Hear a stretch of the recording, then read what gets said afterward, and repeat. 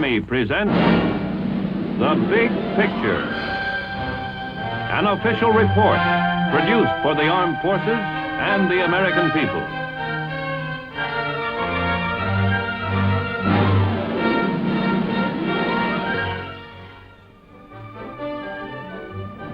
When you're in the Army, you get a chance to do a lot of traveling, see a lot of sights, and meet all kinds of interesting people. For me, some of the most interesting have been right here in our own country. My name's Sergeant Stuart Queen, host for The Big Picture. A good percentage of ideas for The Big Picture is taken right out of our history books. Other stories feature current Army activities of interest to the nation. But once in a while, something unusual comes along, tying in the present with the past, and we come up with a warm, human interest story. In my work, I get around the country quite a bit. It's part of my job. And whenever I'm in this particular vicinity, along this stretch of road, I stop by a quaint little restaurant called Charlie's Harbor Inn. Because it was here at Charlie's, this story happened some months ago. It was right here I discovered for myself that truth can be stranger than fiction.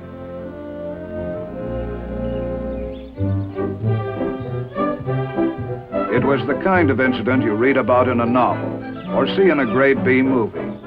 But if anyone told you it was a true story, well, nobody'd believe it in 1,000 years, and I wouldn't blame them. But this story really did happen, I know, because I was there when it did, and I saw it all.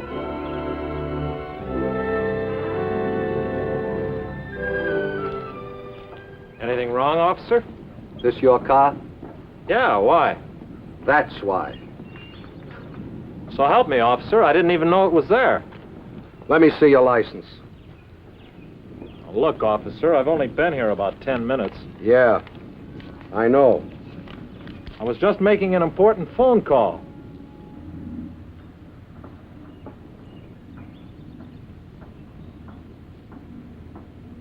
Don't I know you from somewhere? Now, look here, officer. I'm an honest, law-abiding citizen. I've never been in trouble with the police or anybody else. Why, I never even... Okay, forget it. You ever been in the service? Yeah, but what's that got to do with it? Never mind that. Just answer the question. When did you serve? World War II, in the Army. Where? What part of the world? The Pacific. Say, what is this, an Inquisition? Take it easy, buddy. Take it easy. Where in the Pacific? Well, I started in Australia. Then New Guinea, New Britain, the Admiralties, and let's see, the Philippines. The Philippines? Where in the Philippines? Mostly Leyte and Luzon. Aha, Luzon. We hit Lingayen Gulf, then right down to Manila. You were in the Battle of Manila? From the kickoff till the final whistle. Santo Tomas. Mean anything to you? I rode the back of the first tank in. I thought I recognized you. Me? From where? From Santo Tomas. You see, I was one of the civilian prisoners there on Manila that you and your outfit liberated. No kidding. Yeah. Well, if this ain't the... Look, you got a minute? Sure. Let me buy you a cup of coffee? Yeah, sure. Look, whoever thought that... Nobody'd ever believe it, I know that. After all these years... Here was a veteran of World War II, and here was a man he helped liberate. Both meeting for the first time since that historic Battle of Manila in 1945. Peg, will you get us a couple of cups of coffee? 2 cups of coffee? As I said before, a true story, stranger than fiction, taking place right before my eyes. Man, you've added a few pounds here and there. Food's better over here, and the wife's a good cook. Say, don't I remember your wife at Santo Tomas? Kind of frail? That's right. After you arrived, we had to take her out on a stretcher. How is she now? Couldn't be better. Matter of fact, we got 4 kids. 4? Yeah. That's great. My wife and I often talk about those days. We never did get much of a chance to thank you and your outfit for liberating us.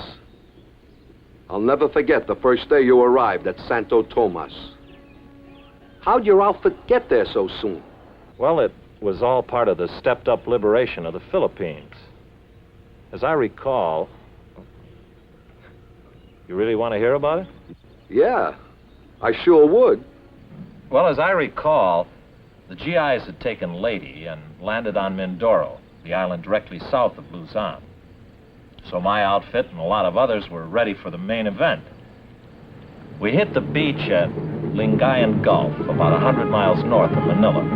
We thought we'd be moving right into the teeth of Jap resistance, but we were wrong. That was to come later.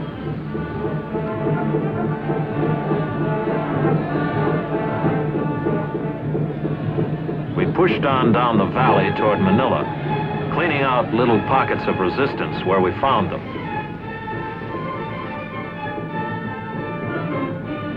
Out ahead of us, Air Force and Navy planes were softening up the way.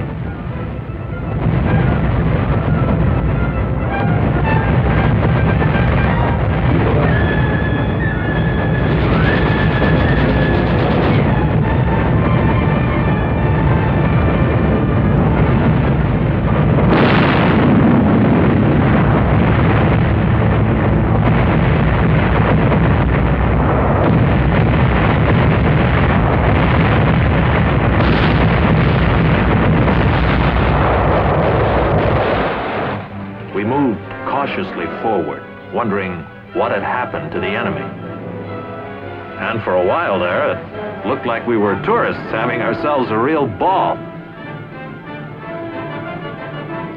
Along the way, one of the GIs picked up an innocent-looking piece of paper, which turned out to be a Japanese field order.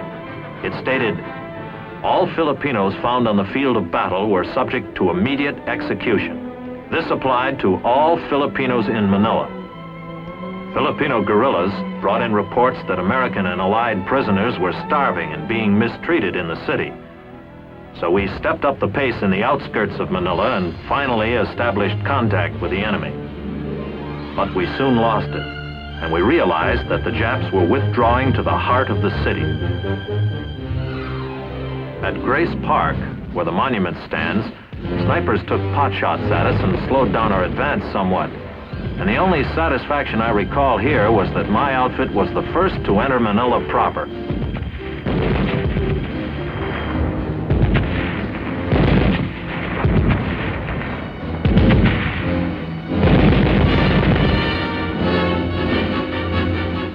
A fierce battle suddenly developed in, of all places, Rizal Stadium, Manila's baseball park. The enemy had dug himself in under the stands, and we slugged it out with him with no cover.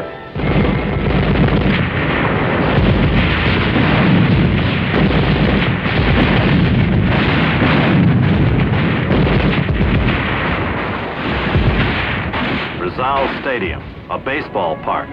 No game today.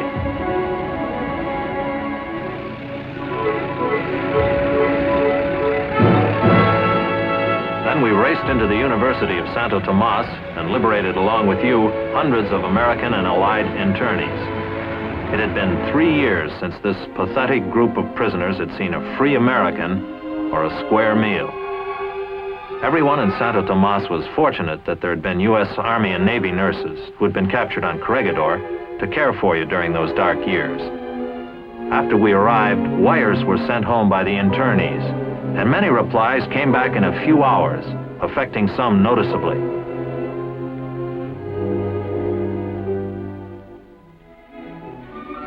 But for everyone, the liberation was a big celebration party. Kids who'd had no toys for 3 years now had giant-sized ones. And all of us were discussing how wonderful it was that the nightmare was over, at last.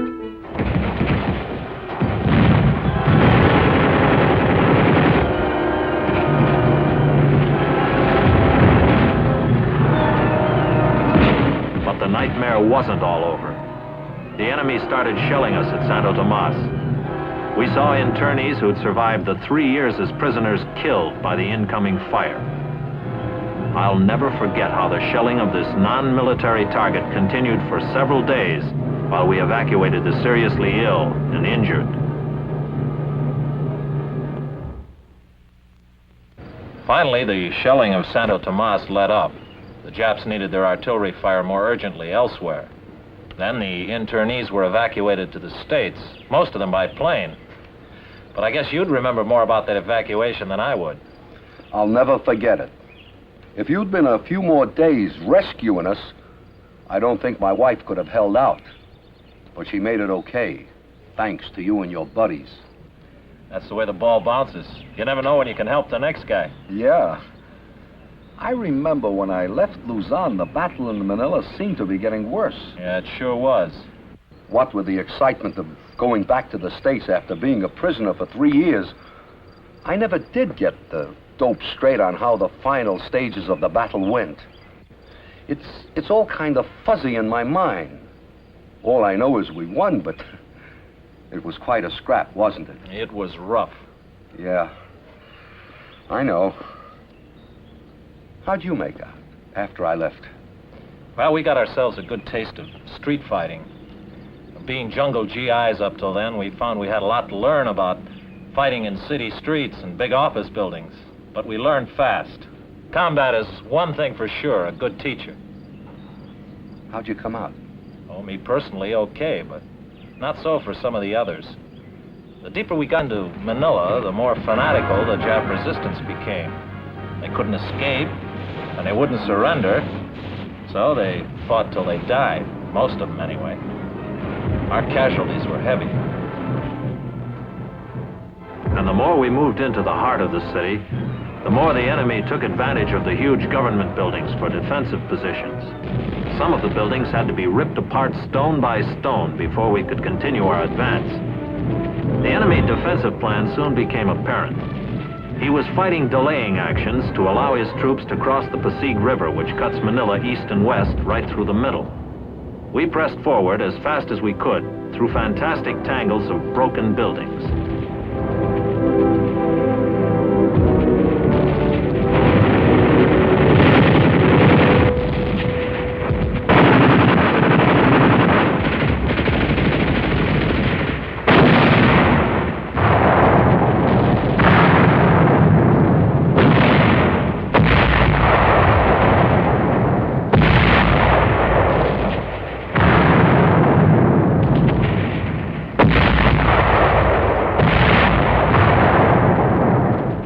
After each Jap unit crossed the Pasig River, a bridge was destroyed, leaving one less for us when we reached the river.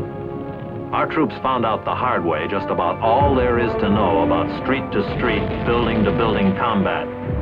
And the more we learned, the faster we moved, denying the enemy the advantage of a leisurely withdrawal.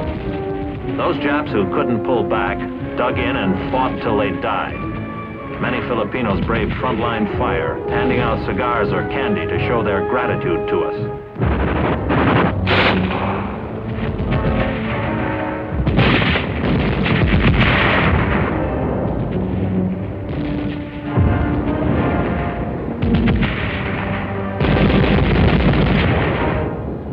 The enemy had orders from the Imperial High Command: hold Manila or burn it.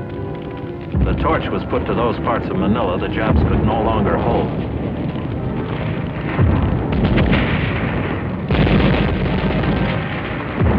Barrels and drums of gasoline and motor oil were detonated by the Japs inside buildings from one end of Manila to the other. And through all of the inferno, the GIs kept up the initiative, carrying the attack forward toward the Pasig River.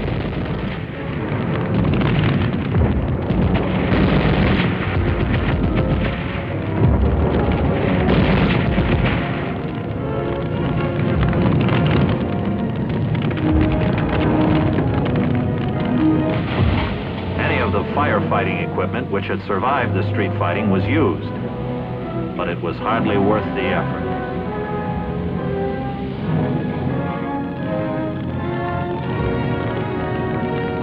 The fire gained momentum, burning city blocks at a time, consuming everything in its path that would burn, and it seemed to reach its peak of destruction at night. The Battle of Manila had reached a decisive phase. We were north of the Pasig River, and the Japs were south and moving into the famed old walled city called Intramuros. We kept the enemy pinned down with our fire while we brought up troops to prepare for a boat crossing of the Pasig.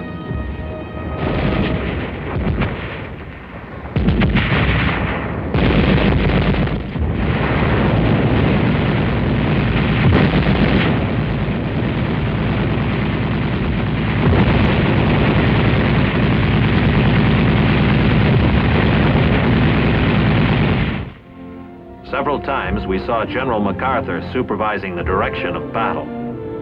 At one moment, he gazed out across Manila Harbor at an island of rock called Corregidor. No doubt he recalled how the Japanese had attacked the Philippines in December 1941.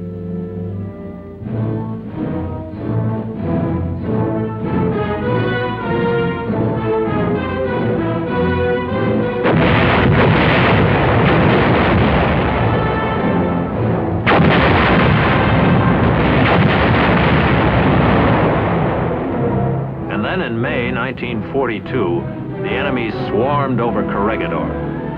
No doubt, too, the general had many times pondered the fate of his troops who were outnumbered, out of ammunition, food, and medical supplies, and thus compelled to surrender.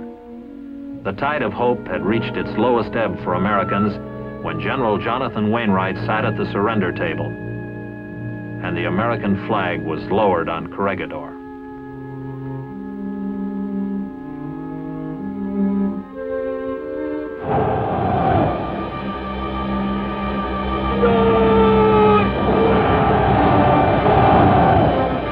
One thing General MacArthur wanted more information about: the condition of the prisoners taken on Corregidor and elsewhere in the Philippines.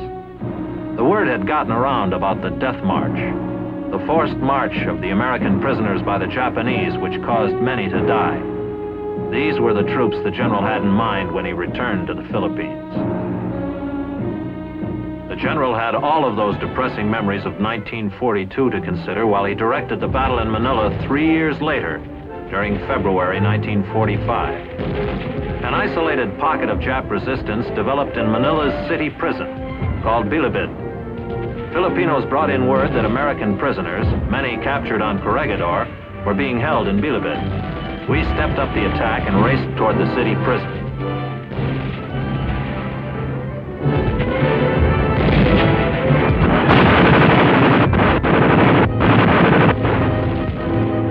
Inside Bilibid, we wiped out the Japs and found the GI prisoners starved, abused, old beyond their years, but possessing an undaunted spirit.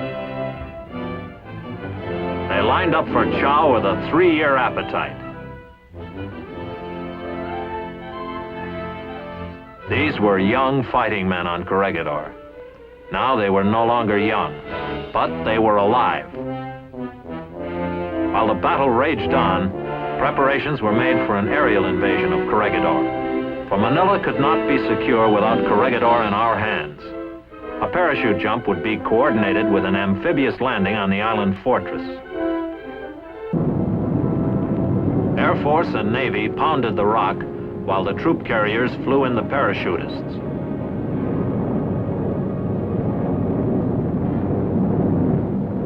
And when the drop zone on Corregidor was lined up, there was nothing left to do but jump.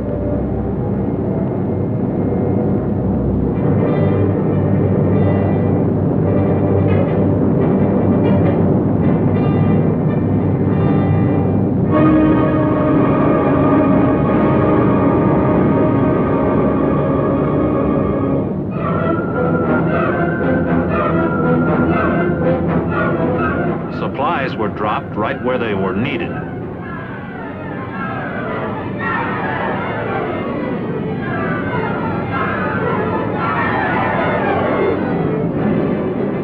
While the parachutists seized their objectives on top of the island, an amphibious task force hit the beaches.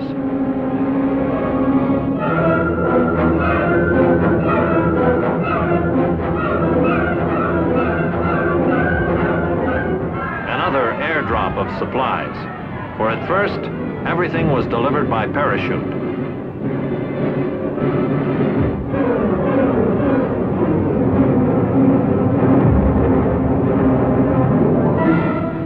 Although Corregidor was lightly defended, every Jap there fought a fanatical battle. While the island fighting continued, the battle in Manila was going into the final phases. All of the enemy forces alive had withdrawn into the walled city south of the Pasig River. Now the Japs literally had their backs to the wall. They couldn't escape and wouldn't surrender. So we got set for the final round. The plan roughly, was to concentrate our artillery, mortar, and small arms fire on the enemy while we crossed the Passy. Wire communications were strung to assure the closest coordination of overhead fire.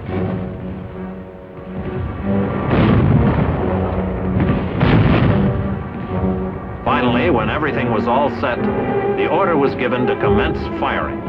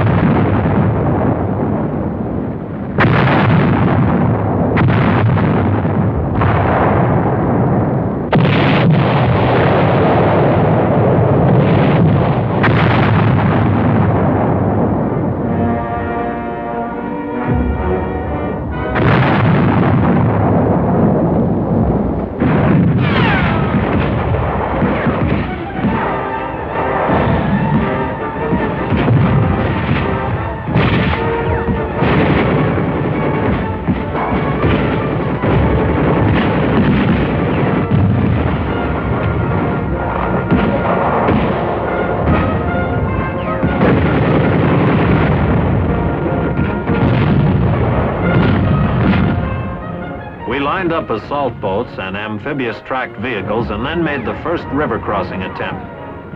We had no way of knowing how successful our concentration of fire had been on the enemy in the walled city, but we found that they apparently were effective since the only incoming fire on us was small arms.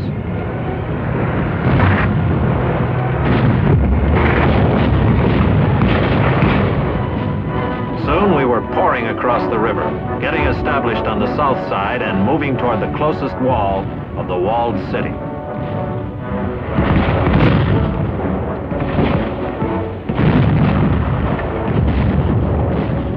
All of us knew by now that the toughest barrier of Manila was directly ahead, the 14-foot thick wall of Intramuros. While we approached our objective, our artillery and tracked vehicles gave us direct fire support.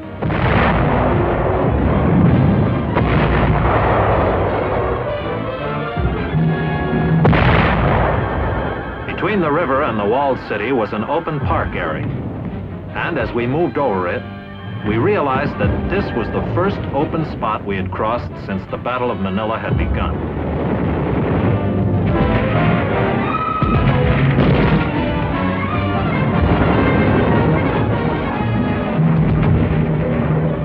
The closer we got to the walled city, the more we saw of the effectiveness of our artillery and mortar fire in softening up the enemy positions. Filipinos willingly pointed out prepared defensive positions of the enemy.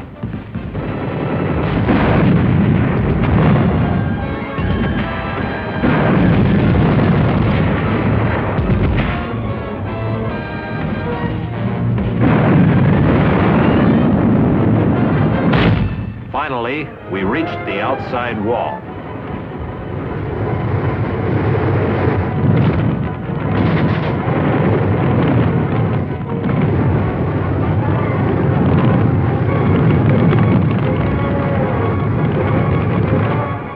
It took a great deal of probing to find the proper place to make the assault. For breaching this fortress was no easy matter regardless of how much artillery we had poured into it. But we finally cracked it.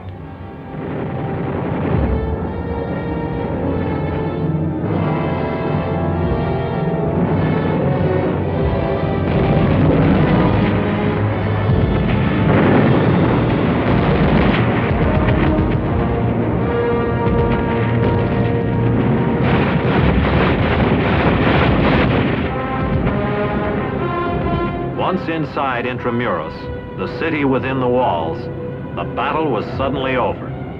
Only the rubble and chaos of combat remained. And among the debris, we found human wreckage.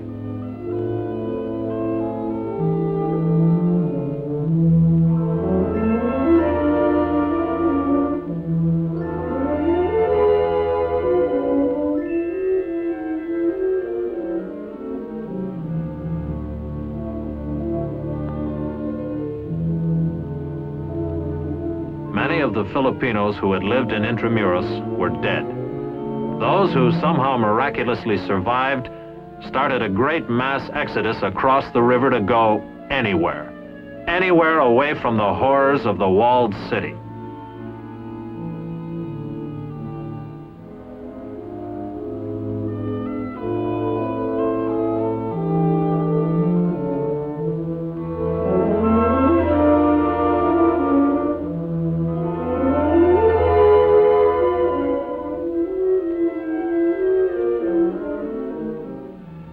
Although the fighting in Manila was over, there still was one more military action to be taken. A general had said he would return.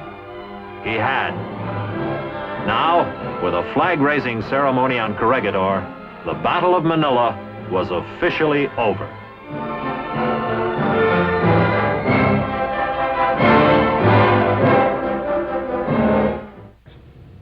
And that's how the Battle of Manila went. It was a rough one, gruesome at times. And I thank my lucky stars I got out of it okay. Some of my best friends didn't. Maybe you'll understand how indebted I feel towards them. Yeah, I guess so. Look, you gotta come out to the house and see the wife. I can't tell you how happy she'll be to meet you again. Why don't you come out some night for dinner? Soon. Whatever you say. Good.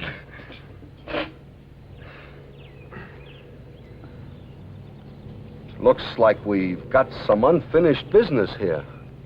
Yeah, it sure does. Well, there's one way to finish it. But good.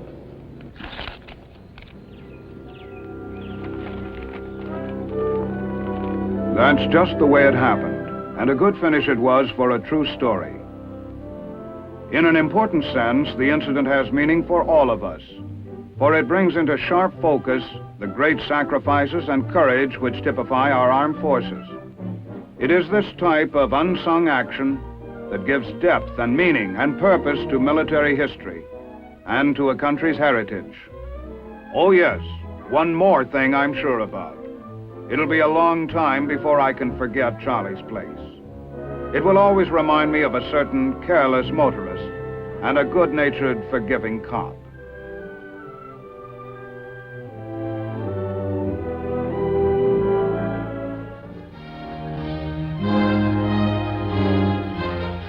The Big Picture is an official report for the armed forces and the American people. Produced by the Army Pictorial Center. Presented by the Department of the Army in cooperation with this station.